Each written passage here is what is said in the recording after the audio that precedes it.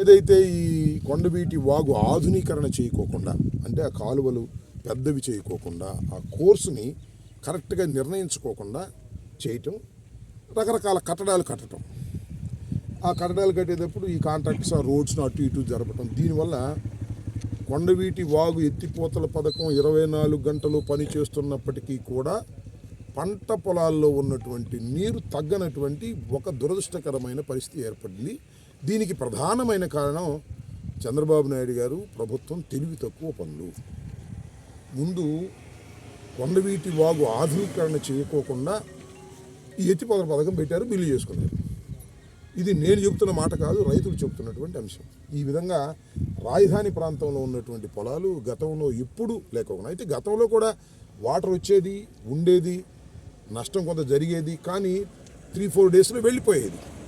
కానీ వాళ్ళ 3-4 డేస్ కాదు, ఇవాళ 5 రోజులు అయినా కూడా ఇదే పరిస్థితి కనిపిస్తూ ఉందంటే మరి ఏం జరుగుతుందో అర్థం కావడం లేదు. ప్రభుత్వం సరైనటువంటి విధానాలు పాటించకపోవటం వల్ల రైతాంగం, ముఖ్యంగా రాజధాని ప్రాంతంలో ఉన్న రైతాంగం చాలా తీవ్రమైన ఇబ్బందులు పడుతున్నారు. మీ అందరికీ తెలుసు, చంద్రబాబు నాయుడు గారు 53,000 ఎకరాలే చాలక మళ్ళీ 43 ఎకరాలు తీసుకోవాలి రాజధానికి, మొత్తం 1,00,000 ఎకరాలు తీసుకోవాలనేటువంటి ఒక దుర్మార్గమైన ఆలోచన చేస్తున్నారు.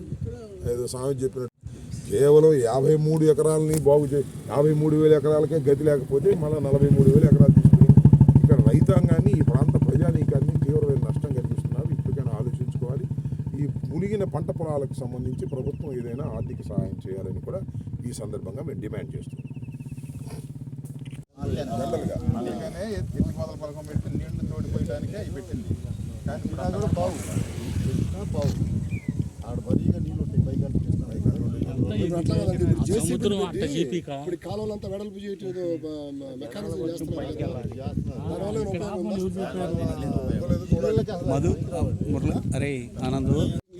అదే గన్నవరం వెళ్ళే పని